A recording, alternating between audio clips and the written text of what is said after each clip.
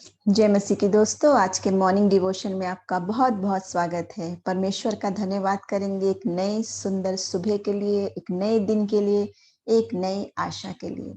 और आज प्रभु का वचन आपसे और मुझसे क्या बात करने जा रहा है, वही बात जिसकी हमें सबको तलाश है इस वक्त में, जब हम निराशा से गुजर रहे हैं, बीमारियों से गुजर रहे हैं, शोक से, सताव से, मृत्यु से, पीड़ा से, हर तरफ जहाँ दुख का माहौल है, हर घर में शोक, आंसू, परेशानी है। उस वक्त हम सबको क्या तलाश है? शांति की तलाश। और कैसी शांति? जो वचन हमें बता रहा है कि प्रभु हमें कैसी शांति देता है, उसी पे बात करेंगे और समझेंगे कि प्रभु आज आपसे और मुझसे कौन सी शांति की बात कर रहा है। देखिए, फिलिपियो उसका 4 अध्याय और 6 से 7 वचन यहाँ इस प्रकार लिखा है, किसी भी बात की चिंता मत करो, परंतु हर एक बात में तुम्हारे निवेदन, प्रार्थना और विनती के द्वारा धन्यवाद के साथ परमेश्वर के सम्मुख उपस्थित किए जाएं।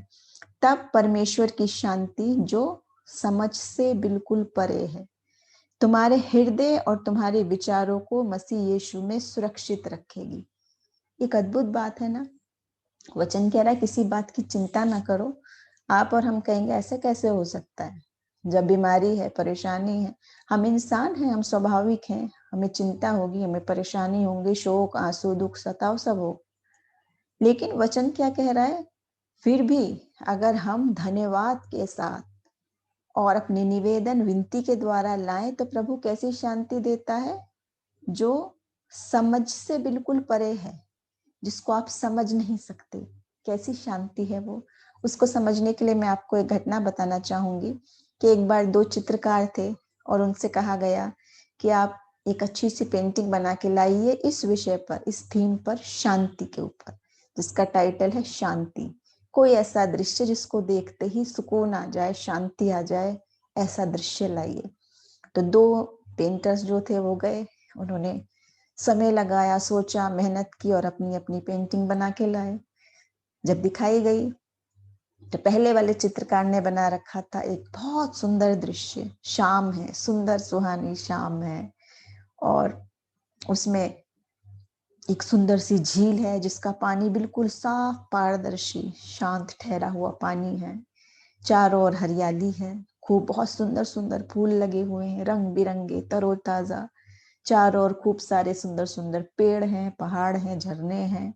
हर सुंदर चीज जो एक चित्रकार बना सकता है वो उसमें थी। उसमें एक छोटी सी झोपड़ी है, रोशनी है, सूरज है, सब कुछ है। और छोटे छोटे जानवर इधर उधर खुशी से घूम रहे हैं, कोई घास चर रहा है। ये उसने चित्र बनाया तो देखते ही बड़ा आनंद, बड़ी आशीष, जीवंत दृश्य, शांति से परिपूर्ण था। लेकिन दूसरा चित्र कैसा था जो दूसरा चित्रकार लाया? उस चित्र में ऐसा दृश्य था, बहुत ही आंधी तूफान का, अंधकार का, काले काले उमड़ते हुए बादलों का, चमकती हुई बिजली का, चारों ओर पानी का, अंधकार का, और एक जगह बड़ा झरना फोर्स के साथ, झाग और फोर्स, और इधर उधर छींटे पड़ रहे पानी के।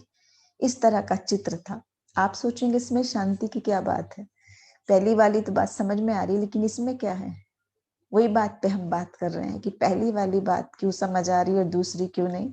क्योंकि दूसरे चित्र में जो उसने फोकस किया हुआ था, जो उसने खास बताया हुआ था, वो था इस तूफान के बावजूद एक चट्टान की दरार में एक छोटी सी चिड़िया बैठी है जो आनंद से गीत गा रही है। तूफान के बीच में, चट्टान की आड़ में। क्या बात समझाना चाह रहा है इसमें चित्रकार? वही बात जैसे प्रभु हमें कहता है। पहली बात उतनी है जो मनुष्य की समझ में है, हमारी बुद्धि की है, जो पिछले सालों तक, जब तक हम इस विपत्ति महामारी में नहीं थे, हम सोच रहे थे सब आनंद की, शांति की बातें हैं, जबकि सब कुछ अच्छा चल रहा है, हमारी बुद्धि के अनुसार है, तो वो शांति की अच्छी बात। लेकिन जब कोई विपत्ति आ गई, मुश्किलों का तूफान, मुश्किलों की हालात आ गई, तो इस चिड़िया ने एक जगह अपना ठिकाना बनाया, उस चट्टान के अंदर शरण स्थान उसने लिया, उसकी शरण में आ गई, सुरक्षित हो गई। कितनी भी आंधी, तूफान, परेशानी, वो चारों ओर की चीज पे फोकस नहीं कर रही है, वो फोकस इस पे कर रही है, मैं किसकी आड़ में हूँ और सुरक्षित हूँ। और वो उस स्थिति में भी आनंदित होकर गीत गा रही है। ये वो शांति है जो मनुष्य की समझ से बाहर। वो छोटी चिड़िया सिखा रही है हमें, क्योंकि प्रभु ने प्रकृति को भी ऐसा बना रहा है कि वो भी जय जयकार स्तुति करते हैं हर हाल में। सीखने वाली बात यह है कि आज आप और मैं कितनी भी परेशानी में है, विपत्ति में, यहाँ तक कि मौत की वादी में भी है, फिर भी प्रभु कहता है कि चाहे मैं तो मृत्यु की अंधकार की वादियों में चले, वहां भी प्रभु हमारे साथ है। वचन ये कहता है और उससे हमें शांति मिलती है। वो कैसा रक्षक है, ना ऊँघता है ना सोता है, दाहिनी ओर हमारी आड़ है, हमारा छिपने का स्थान है, हमारा शरण स्थान और गढ़ है। आज हम अपनी आशा अगर उस पर लगाएं, आज जितनों ने चक्के परख के देखा वो तो जानते हैं, कितनी भी विपत्ति क्यों ना आ जाए, वो क्यों आनंदित रहते हैं, क्यों शांति में रहते हैं, क्यों स्थिर रहते हैं, यहाँ तक कि मृत्यु का भी उन्हें भय नहीं होता। क्यों? क्योंकि वचन भी कहता है जितने उसे जान लिए, चख लिए, वो क्या कहते हैं, मेरा जीना मसीह, मरना भी लाभ है। ये वो बातें हैं जो मनुष्य की समझ से परे हैं, जिसको समझा नहीं जा सकता, सिर्फ चख के परख के देखा जा सकता है। तो प्रभु आज के वचन से हमें बहुत बड़ी बात बता रहा है कि कोई भी आंधी, तूफान, मृत्यु, वायरस, परेशानी, पीड़ा, दुख, कुछ भी आ जाए, फिर भी प्रभु हमारे साथ है और वो हमें नहीं छोड़ेगा अगर हम उसके शरण में आ जाएं। हमें जरूरत है कि हम उसकी शरण में आ जाएं, जैसे वो छोटी चिड़िया। ऐसी बात जो मनुष्य की समझ से परे है, वो शांति। तो प्रभु आज के वचन के जरिए हम सबको शांति दे, हम सबको हिम्मत दे, हम उसके शरण में आ जाएं। वो हमारा शरण स्थान और गढ़ है, हमें प्रोटेक्ट रखने वाला ऐसा रक्षक जो ना ऊँघता है ना सोता है।